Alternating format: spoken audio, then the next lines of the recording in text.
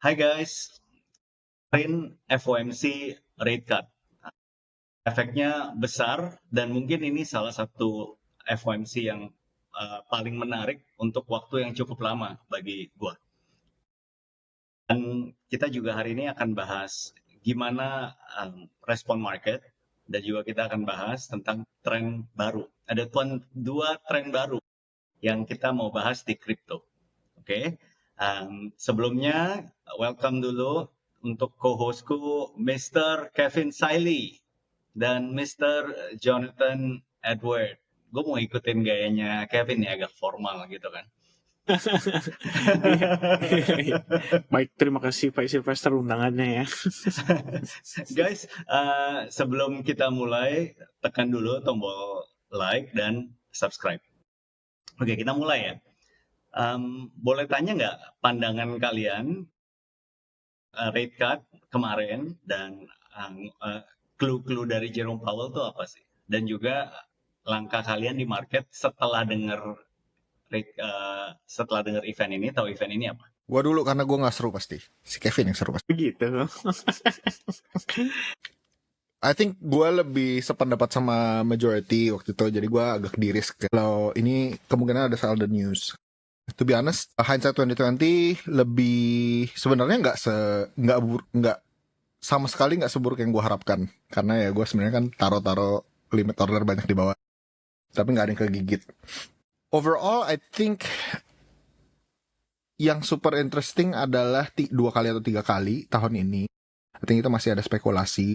Tapi ya overall begitulah. Sebenarnya menanti-nantikan episode ini karena gue mau dengar sebenarnya dari Kevin. Ayo silakan Pak Kevin. Jadi berbagi cerita nih, maksudnya terkait dengan kondisi Ko Jonathan mau spekulasi tapi nggak ngigit gitu. Betul. Aman udah balik dia. Aman ya. Oh, tadi keputus dikit sih. Ya. Iya, ya. Bam. Oke. Oke. Bagus. Ya. Ini bagus. Terima kasih Pak Jonathan kesempatannya di episode yang ini ya, kalem aja. Jadi sell the deal saya juga setuju. Maksudnya kita juga tahu ya kalau posisi terakhir itu market udah pricing in dari jauh-jauh hari. I think one of the trigger untuk market itu bisa ada reaksi itu udah dari NFP. Jadi ketika NFP datanya kembali muncul di angka terakhir yang 22.000 ya, itu langsung nge-trigger market tuh untuk wah ini udah pasti nih, udah confirm. S&P 500 rally, kemudian Bitcoin juga pelan-pelan mulai naik. Jadi sebenarnya kan orang udah bilang ya, September tuh bulannya bearish, rata-rata orang bilang gitu. Memang kalau kita lihat di awal bulan itu harga udah turun ya. Jadi mungkin saya sambil share screen kali ya, biar seru. Biasanya kan suka biar ada gambaran juga nih. Ini ya, jadi kalau kita lihat dari posisi Bitcoin, ini patokannya kita lihat dari bulan ya. Itu dia create top. Ya, technically ini Agustus nih top. Oke, dia tembus create all time high baru. Ini terjadi pada 14 Agustus 2025. Ke awal bulan itu udah di bawah Agustus. Jadi lowest Agustus tuh di sini. Nah, ini udah langsung create lowest point nih. Tepatnya pada tanggal 1 September. Adapun pandangan di mana kita melihat si Agustus itu dia ciptakan higher high, si September itu menciptakan higher low. So, September tuh kita nggak perlu closing yang gimana banget. Kita cuma perlu dia closing di tengah-tengah. Walaupun kita anggapannya dia ngelihatnya bahwa, ini closingnya bullish loh gitu kan. Tapi nggak harus dia sampai begini gitu. Ya, at least ini setting up untuk potential rally agregat dari futures market. Jadi sentimennya yang ke build up. Nah, si marketnya itu nggak bener-bener beli di spot. Malah di spot itu lebih banyak distribusinya. Jadi orang udah pada mulai jualan pelan-pelan. Just a moment before FOMC. Pas FOMC keluar, sell the news-nya bukan di Bitcoin. Sell the news-nya di mana? Di S&P 500. Nih, sell the news-nya nih. Nah, ini candle 1 jam loh. Jadi dia dalam 1 jam itu nge-flush mungkin orang yang over speculate di S&P 500 terutama di futures-nya. Dia drop tuh berapa persen? Lumayan ya. Lebih kurangnya 0,8%. Mungkin kalau di 1 hour kita nggak terlalu kelihatan, tapi lihat di daily. Ketara banget. Maksudnya ini adalah bagian dari manipulasinya gitu. I mean ada 1, 2 candle daily low yang low-nya tuh di sweep. Jadi 1, 2, 3. Habis itu yang terjadi juga kalau teman-teman perhatiin, ini kita punya technical analysis tuh ada yang namanya istilahnya imbalance. Jadi order itu yang diisi, di rebalance. Thanks to FOMC. Diisi dulu sama marketnya, rebalance, sweep liquidity, semua yang mungkin ordernya terlalu agresif, yang over leveraging, over margin, semua di sweep dulu, terus dia balik naik ke atas. Hari ini udah create all time high baru di pre-market, bukan di New York Open loh. Tapi Wall Street belum buka, tapi market udah naik duluan. Ya, jadi kalau kita lihat apakah ada sell the news, ada. Di sini sell the newsnya. Nah, Bitcoin di sisi lain itu cuman ngekor doang ya, tapi dia nggak separah si S&P 500. Jadi kita ngelihat ya jatuhnya kayak kok nggak ada apa-apa ya gitu. Sebenarnya memang nggak ada apa-apa kalau di Bitcoin. Ada apa-apanya di sini.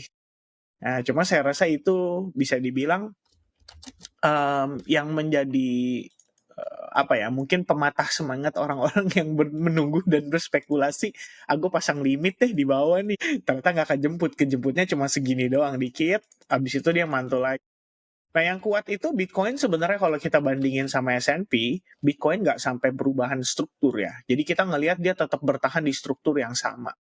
Ya, dari sejak ini kebentuk nih, hari Jumat, low-nya, kita nggak pernah turun tuh. Cuma lewat dikit, habis itu balik lagi naik ke atas. Kalau lihat 1 jam mungkin kelihatan, tapi kalau lihat 4 jam, itu udah kayak nggak ada apa-apa. Dari hari Jumat, Senin, Selasa, Rabu kayak nggak ada apa-apa. FOMC semalam juga apakah ada sesuatu? Nggak ada apa-apa juga. Nah, jadi sebenarnya menarik banget sih kalau aku ngelihatnya ya. Ini lebih kepada positioningnya market tuh somehow udah ready banget ya buat kelihatannya untuk preparing for next rally gitu. Jadi udah nggak ada manipulasi yang kayak gimana banget. Walaupun udah pricing in ya, tapi somehow kelihatan ya market makernya baik hati kali ini. Iya. Jadi Gua pinginnya ada teror tapi nggak ada teror. Kevin dan Jono bullish. Kenapa gimana kok? Secara sederhana Kevin dan Jono bullish abis ini. Ya aku sih bullish aja ya. Soalnya emang positioningnya after FOMC sebenarnya sih. Cuman dari FOMC. Positioning? Jadi gini kok. Menurutku banyak orang itu kadang mereka lebih konsentrasi ya, lebih nebak kayak FOMC itu bakal jadi kayak gimana gitu kan. Sebenarnya kalau aku ngelihatnya lebih kepada jangka panjangnya ya. Jadi kalau yang aku udah pelajarin dari September tahun lalu, SCP diganti. Itu dampaknya market bullish. Ya kan, Oktober, November, Desember. SEP-nya diganti, baru itu menjadi triggernya market untuk koreksi tuh. Makanya kalau kalian ingat ya, di Januari itu udah mulai slow, Februari baru mulai koreksi gara-gara tarif gitu. Tapi sebenarnya kan awal mulanya yang bikin ngerem itu kan adalah SEP-nya sih, the Federal Reserve. Nah, SEP-nya semalam, aku sambil share screen lagi. Nah, ini jadi dagingnya nih. Semalam, salah pencet. Bentar, ini SEP-nya semalam udah valid ya, diganti gitu kan. Jadi memang kita udah anticipating ini dari minggu lalu. Tapi menariknya gini ya, The Fed malah ngeganti real GDP-nya nih guys, dari 1,4% ke 1,6%. Jadi dia menganggap bahwa market itu atau ekonomi itu masih dalam keadaan baik nantinya di akhir tahun 2025. Jadi tadinya 1,4 mungkin agak pesimis, ini 1,6. Dia agak optimis. Jadi kayak istilahnya oke, ada perlambatan ekonomi tapi perlambatannya nggak se-ekstrim itu. Sisanya nggak diganti. Jadi dia yakin inflasi itu cuma sementara, transitory gara-gara tarif, ya both untuk PCE dan core PCE. Nah, ini berarti apa? Nunjukin kalau mereka tuh punya optimisme untuk rate cut lebih lanjut. Jadi sebenarnya yang menarik itu, kalau diperhatiin, penambahan rate cut pada 2025 menjadi 3 kali, dan pada 2026 ditambahin lagi sekali. 3,6 tadinya sekarang jadi 3,4. Ya sebenarnya ini yang kurang bagusnya adalah 2026 dia mungkin hanya rate cut sekali aja asumsinya gitu. Tapi kalau kita lihat kan tadinya 3,9 di akhir tahun. Berarti ekspektasinya tahun 2026 tuh tambah 2 kali lagi. Nah ini cuma ditambahin sekali doang.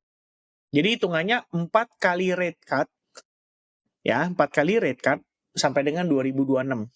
Hitungannya sejak September.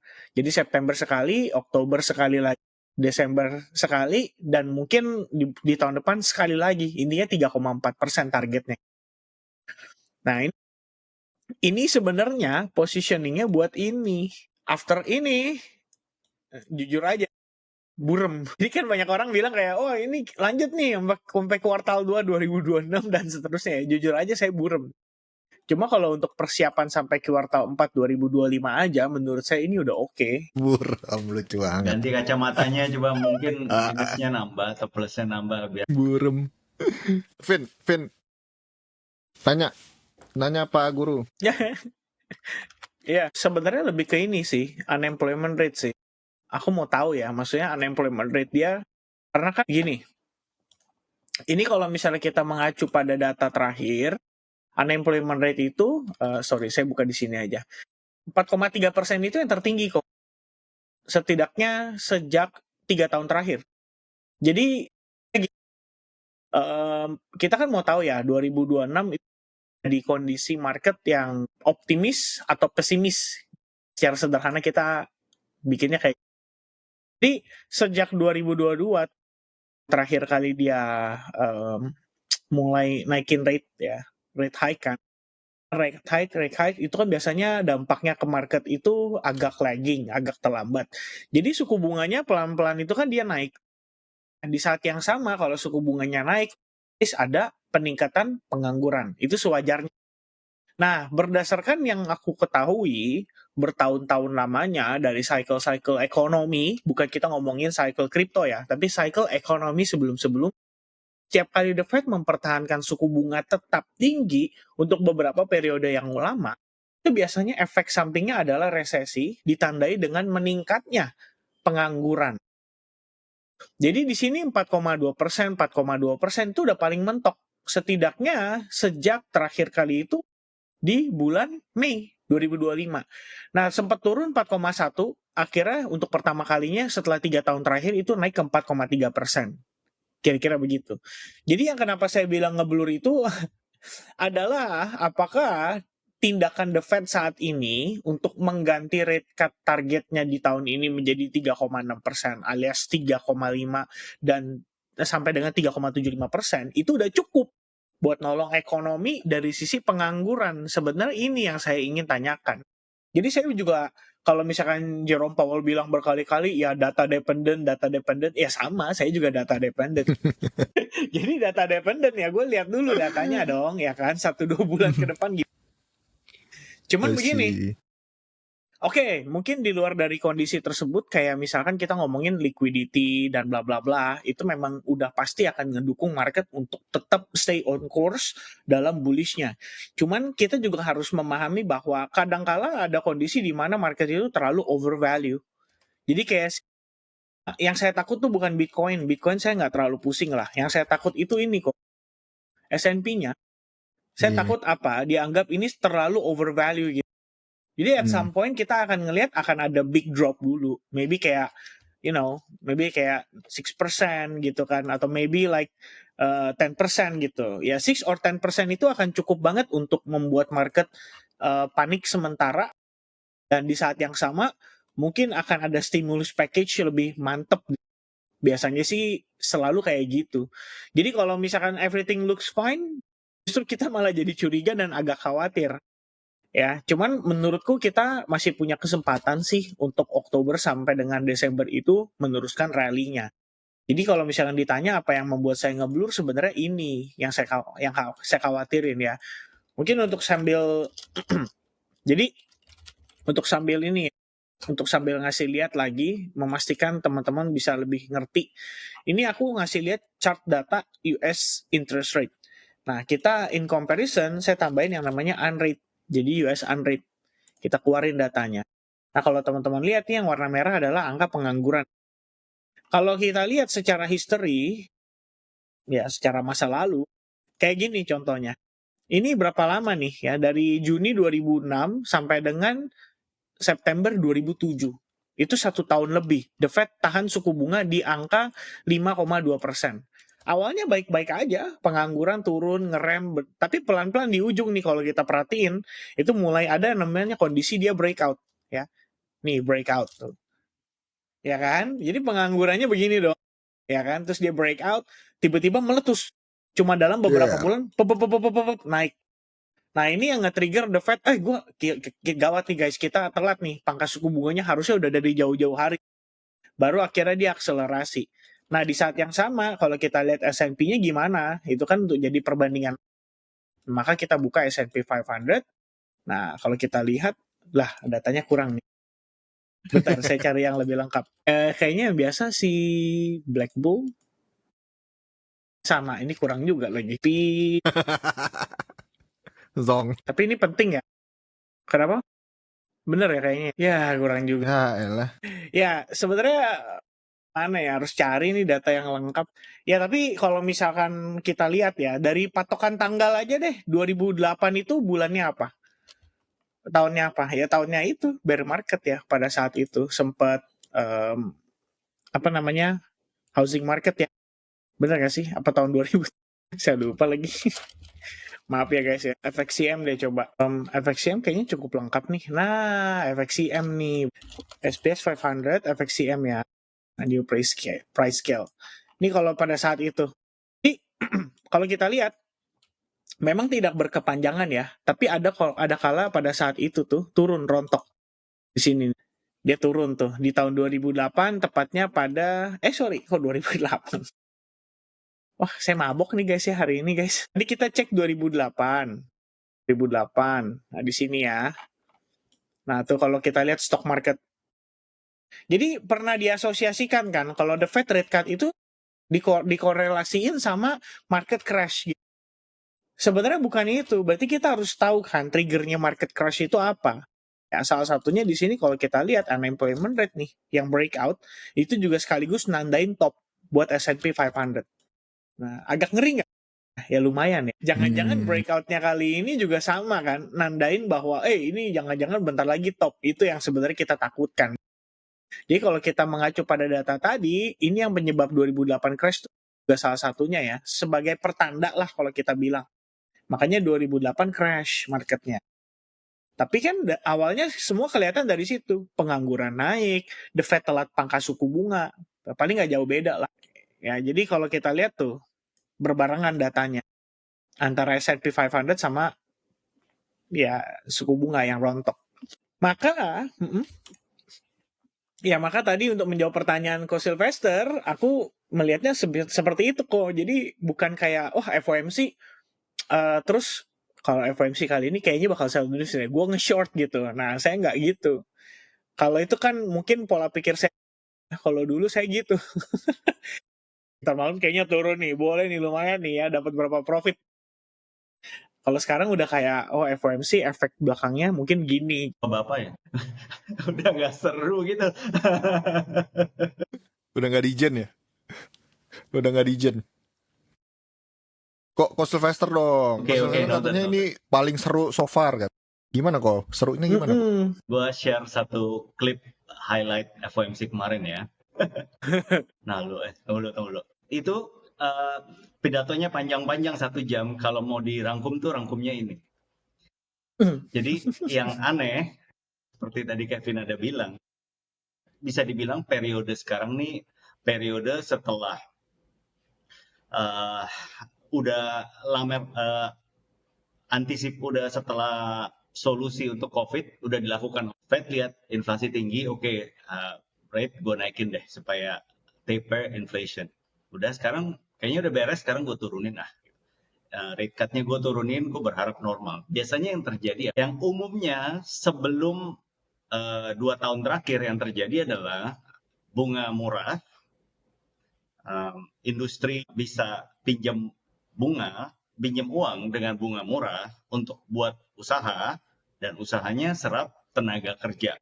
The fool's guide untuk apa yang terjadi kan. Tapi sekarang beda guys, dan gue yakin Jerome Powell fully aware bedanya. Bedanya apa? Sekarang ada AI. Jadi di siklus tengah ini sekarang kepotong. Jadi bunga murah, perusahaan pinjam uang buat buat expand usaha. Tapi apakah expand usahanya sama dengan atau linear dengan nambah tenaga kerja baru? Jawabannya tidak. Kenyataannya yang terjadi sekarang enggak. Gue stop sharing. Jadi kenyataan yang terjadi sekarang, usahanya benar tambah besar, bisnisnya tambah besar, tambah efisien, tapi workforce-nya tambah compact, tambah lean, tambah kecil. Artinya apa? Unemployment-nya tambah naik, tetap. Jadi nggak berbanding lurus nih. Uang yang masuk ke sistem sama employment rate-nya tuh nggak berbanding lurus kan. Mungkin kita bisa argumentasi kan, kalau dulu juga kan pernah ada zaman-zaman breakthrough teknologi komputer, tapi ada profesi baru kan. Tapi the thing is, komputer tuh bukan AI. AI itu bisa hampir streamline dari ujung ke ujung. Tergantung kita maunya sampai se-ekstrim mana. Dari A sampai Z bisa. Beda sama komputer. Komputer hanya menggantikan satu poin di tengahnya aja, poin processingnya. Dia nggak bisa ambil decision kan. Dia bisa kasih berdasarkan data nih, datanya begini nih. Tapi gimana? Kalau AI lu tanya, dia bisa kasih, oh menurut ini nih kayak gini. AI sekarang cuma chatbot. Cuman yang ada di, kalau kita buka komputer kan, kalau kita buka HP. Tapi kita bisa masukin dia ke robot. Bisa jadiin helper, semua yang di film-film tuh, itu bisa terjadi tergantung kita maunya segimana. Nah ini kenapa gue bilang FOMC paling ini. Tantangannya The Fed nih sekarang beda. Jadi tool The Fed tuh sejauh ini kan rate cut atas bawah sama operasi pasar. Asumsi apa? Asumsinya kalau uang mengalir banyak ke pasar, bisnis jalan, employment naik. Itu asumsi zaman dulu. Tapi kita harus tes asumsi ini akan tetap jalan nggak ke depan. Jadi yang Kevin bilang tuh benar. Sekarang nih semua orang lagi lihat data unemployment gimana ke depan. Kalau emang rate-nya udah diturun, unemployment-nya beneran nggak ikutan turun. Rate turun, bisnis berkembang, tapi unemployment naik, pusing pala Barbie. Itu jadi Jerome Powell itu pusing pala Barbie. Terus gimana? Mandat gue cuma 2, inflasi sama unemployment. Inflasi gue masih bisa atur nih atas bawah. Tapi unemployment gimana ngaturnya sekarang? Nah ini kenapa menurut gue yang my course of plan itu pertama lihat situasi ini tuh bisa resolve dengan gaya tradisionalnya The Fed, dengan alatnya The Fed. Artinya unemployment rate akan turun. Most likely nggak turun. Most likely senjata The Fed nih nggak mampu nih buat tangkal AI, nggak mampu. Jadi harus ada senjata lain. Antara The Fed beneran mau atasi akar masalahnya, atau ya kayak pemerintah kebanyakan di seluruh dunia gitu, ditutup-tutupin, datanya diganti. Poin ukurnya gitu diganti. Jadi unemployment kelihatannya tetap bagus, tapi sebenarnya jelek. Tapi itu pun nggak akan tahan lama. Ibarat simmer gitu ya, masak sop, apinya paling kecil, apinya bentar lagi airnya bakal mendidih, meluap. Dan yang kita udah lihat udah banyak mendidih meluap di banyak negara. Banyak demo, protes. Unrest itu gara-gara apinya udah meluap. Itu maksud gue. Jadi kalau kita balik ke outlet market, apakah akan terus up atau enggak? Dari satu sisi, yang sangat dasar, kalau semua orang bingung mau taruh uangnya di mana, betul market akan up. Nah, pilihannya juga terbatas. Itu masih stands true. Faktanya masih benar. Tapi dari sisi lain, dari status quo masih tetap begini atau enggak mendukung yang itu. Jadi so far sangat gue aware, cautious sama kondisi ini. Gue mau lihat ke depannya. Gitu sih.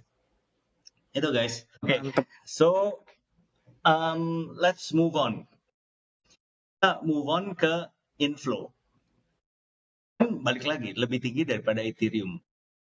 Ethereum malah lemes. Gue tunjukin gak ke teman-teman yang mungkin nggak terlalu update inflow.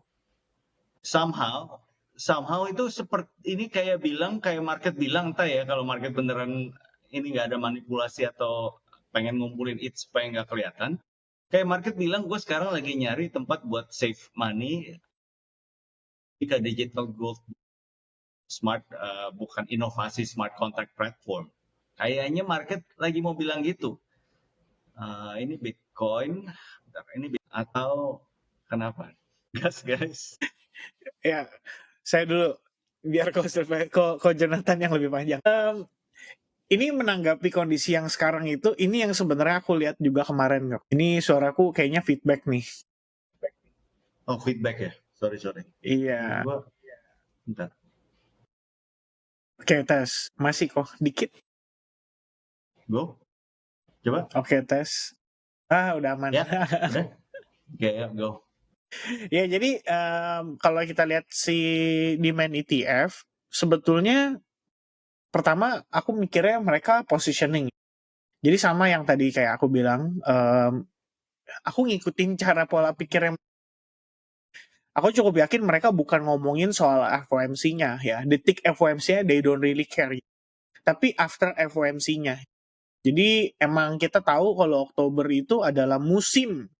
Jadi seasonality atau musim merupakan momentum yang tepat untuk market stock itu rally, kripto itu dari tahun ke tahun relatif bullish, relatif hijau gitu. Bahkan Oktober itu kalau kita tarik data dalam satu dekade terakhir, ada 2 bulan dia merah. Itu pun 2 bulannya di momen bear market. Sisanya hijau terus sepanjang bulan Oktober. Nah, aku ngelihat ini sebagai behavior yang mungkin masih bisa berlanjut ke tahun ini, ditambahkan dengan yang namanya dari segi makro itu mendukung gitu. Jadi kita ada fiscal policy yang mendukung, kita juga lihat the Fed sendiri mendukung dengan adanya rate cut ini, bahkan sampai Oktober pun masih akan berlanjut. So I think itu adalah persiapan yang dilakukan oleh para pelaku pasar ya, atau para retailers institution dari klien-kliennya BlackRock ini. Belakangan kan semakin slow tuh ya, melambat. Menurutku nggak masalah sih. Jadi dia turunin dulu ya, cooling down dulu euforianya gitu. Jadi dia juga pastinya seiring dengan harga yang naik kan. Jadi kalau tadi Coach Sylvester tunjukin, kebetulan aku juga lihat datanya, aku lihat angkanya. At least seminggu terakhir itu inflow-nya 2,5 M kok. Dolar. Dan itu gede banget. Seminggu terakhir. Jadi kalau teman-teman hitung dari tanggal 8, ya, dari tanggal 8 September sampai dengan tanggal 12 September aja, itu udah 2 miliaran ya, lebih kurangnya. 2,2 miliar dolar. Kalau saya nggak salah itu. Terus nambah tanggal 16, 290 juta itu aja udah langsung otomatis 15 sama 16 itu kan udah tambahannya lagi udah 600 miliar dolar ya. 600 juta dolar. Jadi kalau di total itu aja udah hampir 3 miliar dolar. Nah, sebenarnya walaupun melambat, menurutku nggak apa-apa sih.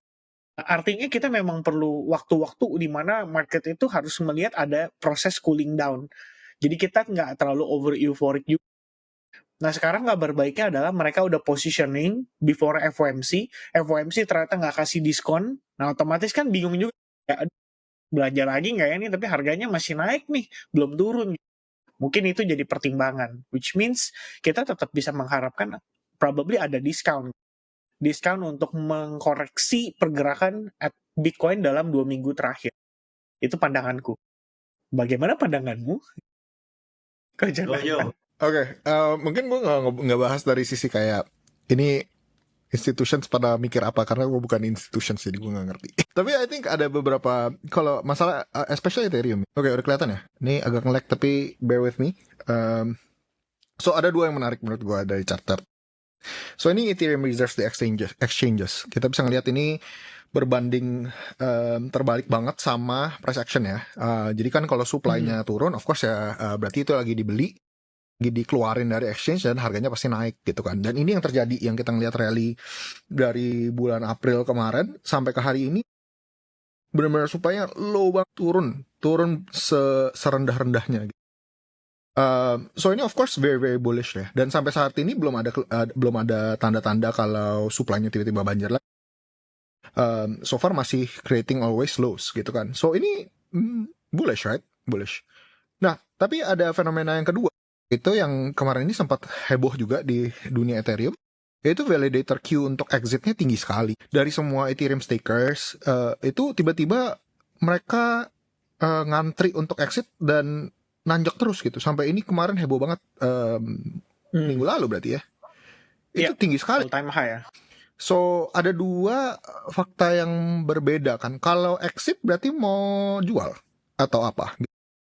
Sedangkan kalau di sini turun gitu. Apakah ini exchanges mau nge-replenish supply-nya atau apa gitu. Tapi dari sisi Ethereum tuh ada permainan yang menarik menurut gue yang bisa kita monitor terus. Tapi overall, my take is that, maksudnya dari despite apapun datanya, menurut gue sih bullish.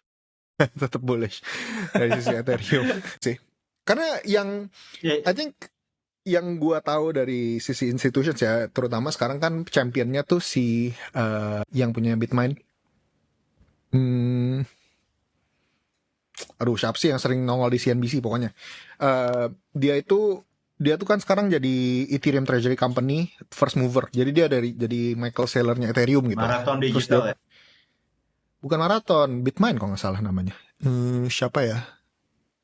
Tom Lee? Bitmain bener, tapi orangnya saya lupa. Tom Lee ya kalau nggak salah namanya.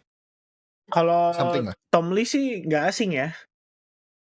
Iya, kalau nggak salah dia. Pokoknya anyway, dia tuh bullish banget gitu kan. Dan sekarang kayaknya what he's saying, kalau tesisnya dia adalah orang-orang udah berasa telat dan nggak punya edge kalau lawan Michael Saylor.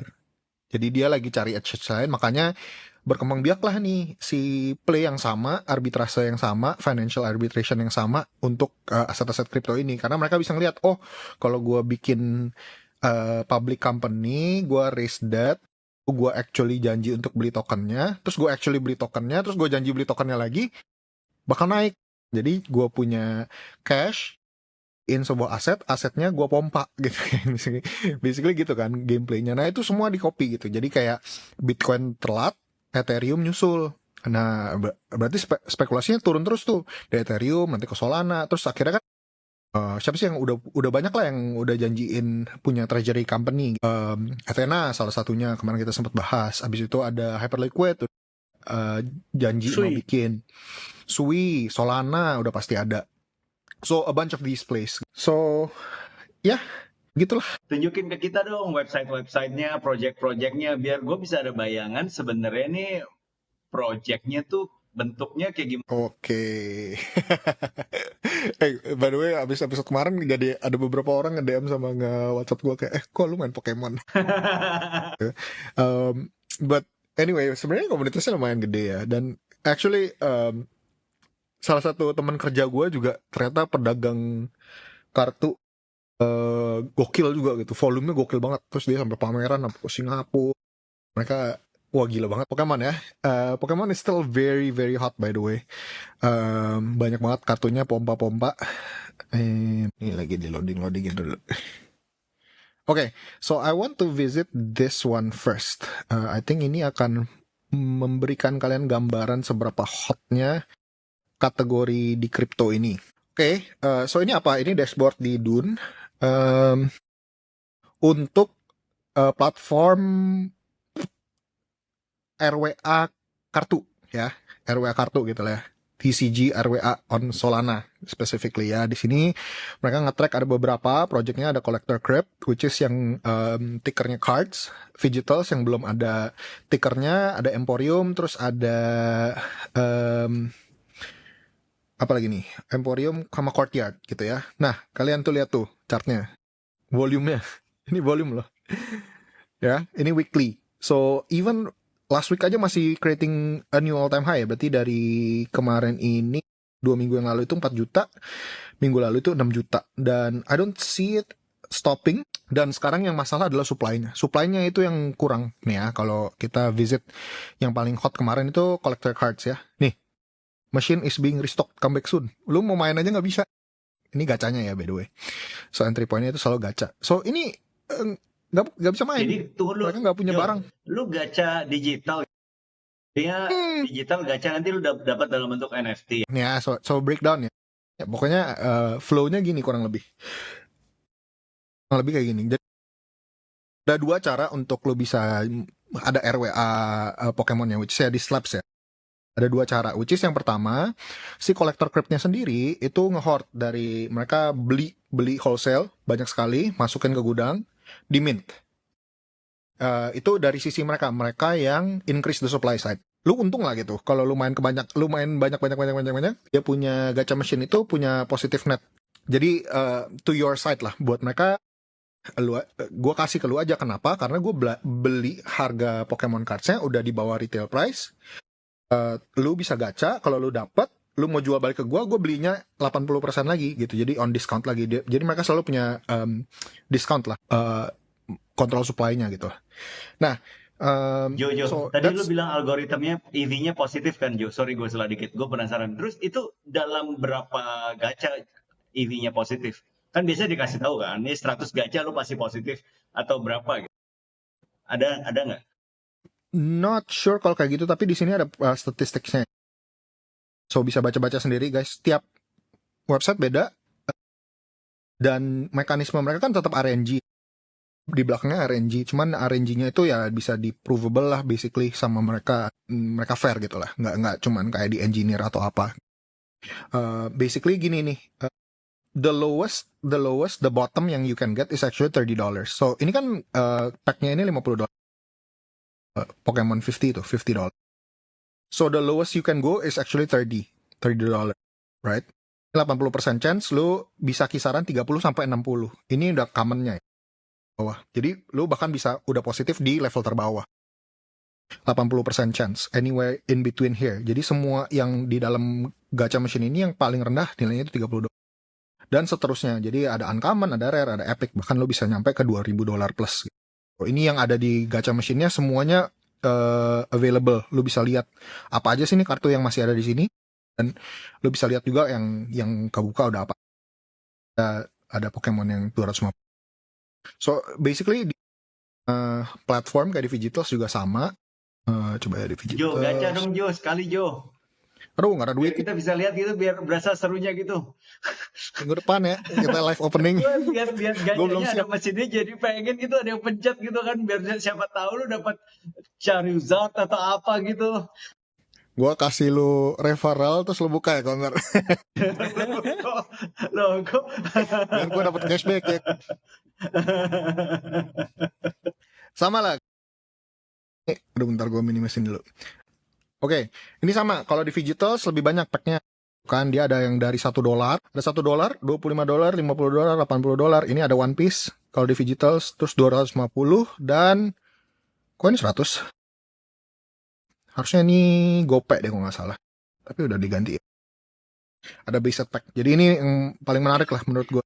Si Vigitals ini satu-satunya gacha machine yang punya pack yang khusus base set. Base set itu yang edisi pertama. Jadi ini nilai-nilai gokil-gokil. Yang tahun 1999 punya gitu, yang very very first edition bahasa Inggris. Nah ini Vigitals, terus ada kayak Grail, terus ada Courtyard tadi. Jadi ada beberapa lah platform yang seperti ini. So itu yang pertama tadi gue bilang kan, mereka ngambil wholesale, nge-mint, abis itu masukin ke gacha. Nah itu yang kita ngeliat tadi di volume ini adalah volume basically gacha. Jadi revenue mereka dari gacha. Terus yang cara kedua adalah lu sendiri sebagai pribadi, lu actually bisa masukin slab lu gitu. Especially Americans lah ya, mungkin orang Indonesia nggak mungkin gitu. Cuman lu bisa ship ini Pokemon lu itu, kartu Pokemon lu ke gudangnya mereka. Habis itu lu bisa nge-mint gitu. Jadi nongol nanti tiba-tiba di wallet lu kartu lu itu. Jadi lu udah nge-mint itu dan lu bisa jualan online.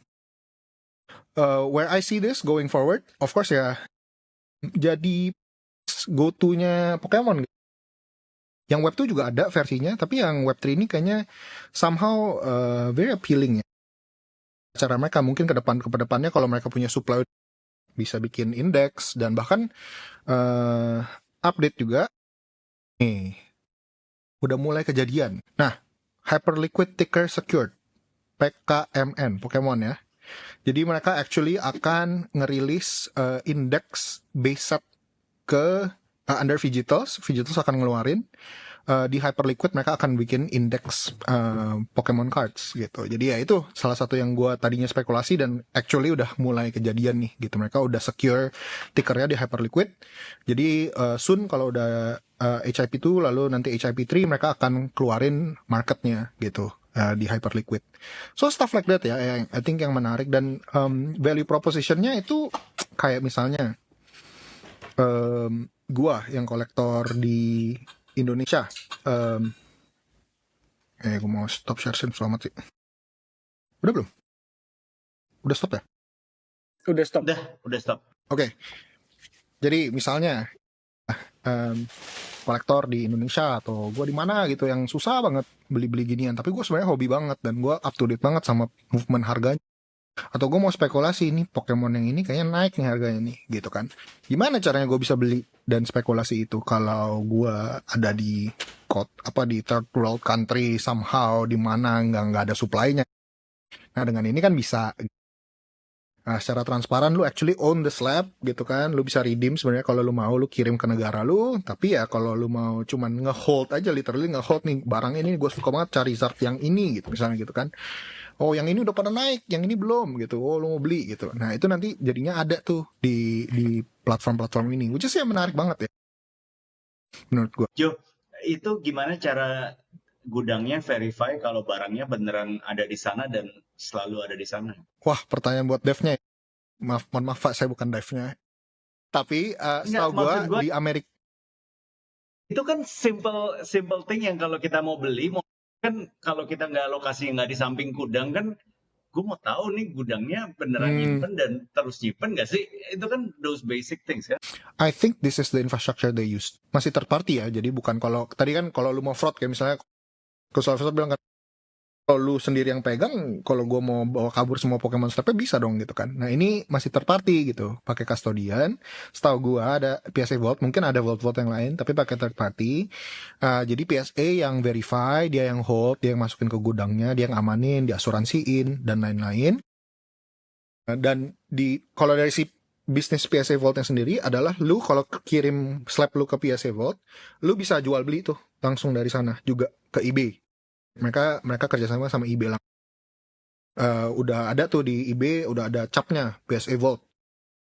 Nah nanti kalau mau sama sistemnya juga mirip, jadinya lu bisa beli, lu bisa redeem atau enggak redeem terserah lu gitu. Tapi ada di barangnya di mereka. I think mereka pakai infrastruktur itu. Vin, tau gak Vin?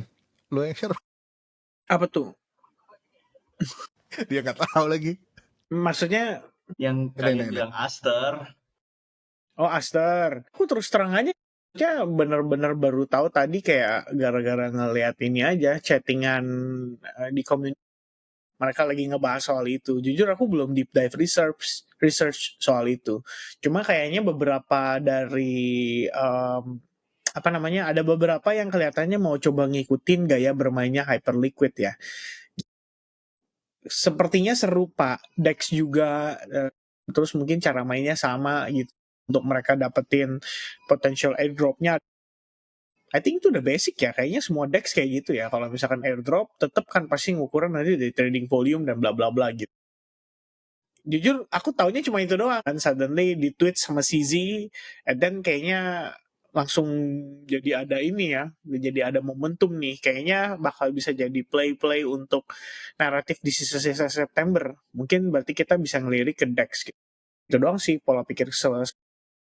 Tapi aku belum deep dive, jadi aku harus cek dulu juga biar mastiin is it really legit atau cuman kayak pamendam doang nanti jatuhnya. Kayaknya tuh harus tanya ke Ko Jonathan deh, mungkin Doi udah lebih banyak research ya. Gue ada dengar Dexnya sendiri, I think dia ada rebranding, gue lupa nama apa. Pokoknya dia ada rebranding. Gue pernah lihat dari kayak airdrop, sama dia yang bilang kayak ini ada airdropnya, mungkin bisa jadi Hyperliquid ya BNB or something. Tapi pass by of course gue nggak terlalu merhatiin. Nah terus memang sama tuh reward sebenarnya dari tadi pagi di community udah pada reward kayak wah gila apa udah naik banyak banget, udah 8 with size gitu. Terus tadi malam ada yang nge-shield actually dari pas dia masih 0,08 tapi ya of course gue nggak lihat. Oke. Ini barang cuman ada di Dex-nya sendiri sama kayak Hyperliquid. So play-nya mirip banget. Gue nggak tahu ya dia statusnya tuh chain-nya under BNB atau gimana. Pokoknya flow-nya mirip lah sama Hyperliquid. Lo harus deposit ke Dex-nya baru lo bisa trading di sana. Dan sekarang koinnya itu cuman ada di Dex-nya mereka. So yang heboh itu ini sebenarnya the main reason. The guy CCZ tiba-tiba tadi malam waktu ini kapan sih? Iya kan tadi malam ya. Iya semalam. Tiba-tiba dia nge-shieldnya dan hard shield banget. Dikasih screenshot dan dia biasanya kan ngomongin BNB sama BTC doang, dia nggak jarang banget nge-shield altcoin. Tiba-tiba, wow, good job, keep building. Itu dia kedua. Ya hampir nyamain BNB sama Aster nih, orang pada berspekulasi ini Aster ya by the way, ini watching BNB go from 0.1 kan mirip kan 0.1 terus sekarang udah $1,000 terus dia bilang this is just the beginning to the next 10,000x together. Ya orang pada bilang ini BNB atau si Aster nih. Jadi kayak orang pada wih ini Aster ya nggak tahu ya, mesti interpretasi masing-masing kan, ini ngomongin si BNB nembus 1,000. But ini si barangnya ya, jadi ada Dex baru namanya Aster, dia under BNB, kayaknya di incubate sama atau diinvest lah sama dia. Barangnya cuma ada di sini so far, nggak ada di tempat-tempat lain, sama kayak Hyperliquid. Apa sih yang unik dari ini? Sebenarnya ada satu fiturnya yang dijual-jualin. Where can I see it ya?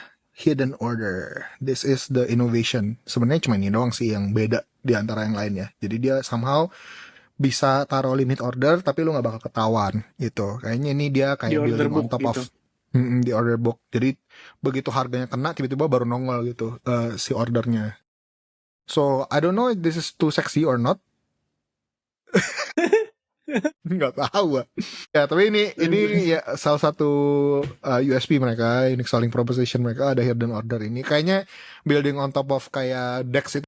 Si Hyperliquid kan kelemahannya terlalu transparan, jadi somehow ini bisa kayak tapi ini kan cuma limit order deh, kalau udah kebuka kayaknya tetap kebuka deh, gue nggak ngerti juga deh. But ya this is yang paling heboh hari ini, udah 10x atau berapa ya, gue nggak punya barangnya. Lu dapat nggak Jo? Dapat berapa X? Nggak dapet, gue nggak sentuh. Jadi sekarang tiba-tiba meta Dex non Hyperliquid hot banget. Think ada. Tadi gue baru di shell ini, katanya ini masih belum TGE, ada lighter. Ya lighter. Terus ada apa ya? Lupa dah. Pokoknya ada beberapa katanya udah pump. Ya nggak terlalu ngikutin sih. Jo, gue jadi inget tesis lu waktu awal bull rally yang tesis lu kan DeFi di berapa chain tertentu ya kalau nggak salah, atau berapa apps yang unggulannya di berapa chain tertentu, apps-nya itu ya DeFi karena I think gua so far masih bullish on Ethina in particular. I think a lot of kayaknya ya pokoknya Ethina, Aerodrome dengan kabar si Base mau launching token, I think ada banyak rumor kalau Aerodrome holders itu bakal dapat snapshot dan bakal dapat airdrop. I think itu belum terlalu priced in juga. I think itu menarik sekali. Aerodrome tetap akan jadi liquidity engine yang dipush sama Base, bukan Uniswap. Jadi Aerodrome punya unique selling proposition di sana. Kalau lu bullish on Base, you should probably speculate on Aerodrome karena itu kayaknya berbanding lurus. Apalagi Hyperliquid of course ya. Hyperliquid hari ini udah hampir nyentuh 60. Nggak tahu sempat nyentuh atau enggak tuh. Dex masih tetap hot I think. Tapi apakah ini akan narasi yang akan terus jadi hot dan lu bisa kayak jadi early bang? Pasti ada rotasi. Nah kita tunggu aja nih rotasi selanjutnya. By the way, gue ngeliatnya memesnya udah mulai ada percikan api tuh si Doge, PP. Kecenderungan breakout. So maybe Hopium meme bisa balik. Terus Pamfan kemarin ada meta-meta kayak streamer lah, apa. Hmm. Nggak tahu kalian up to date atau enggak. Kayaknya kita harus balik deh. Kita harus tuker. Next episode tuh yang koin-koin di depan gitu, yang makro-makro di belakang gitu. Kan ini podcast crypto kan. Ini Oh, gitu. koin-koin di belakang, makro di depan. Biar nontonnya sampai belakang. Oh Iya, bener ya. bener. Biar nonton. Oke guys, ada lagi, ada tambahan. Gue, Vin, Go, boleh Jo.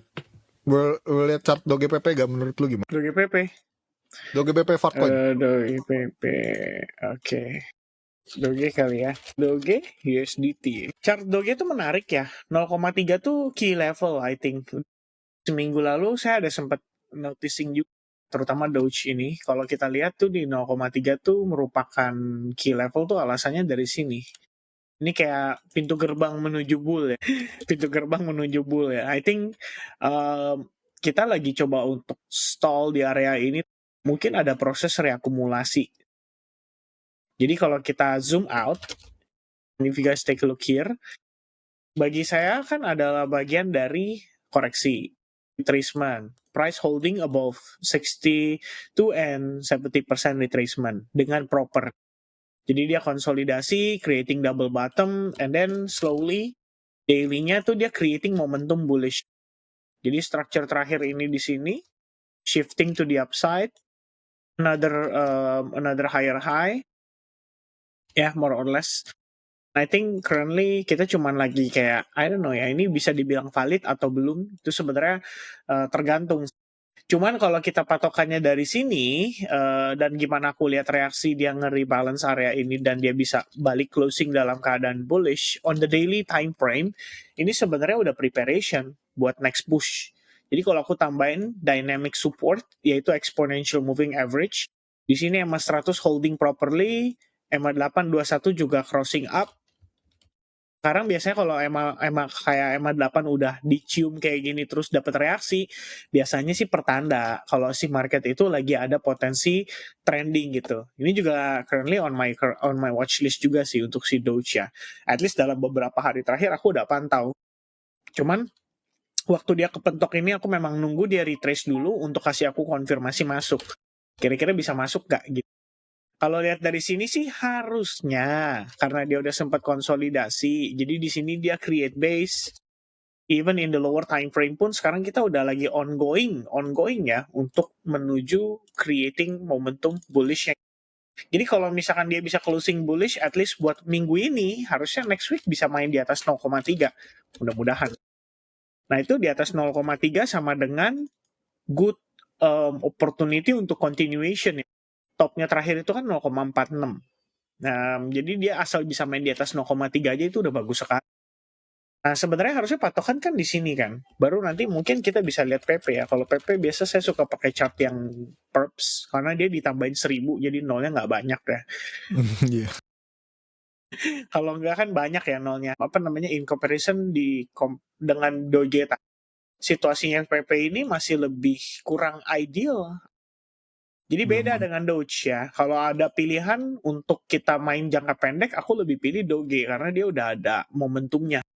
Sementara PP ya looks very weak. Dan kondisinya sekarang bukan dia masih konsolidasi, kelihatannya masih perlu lebih banyak build up untuk creating momentum dia.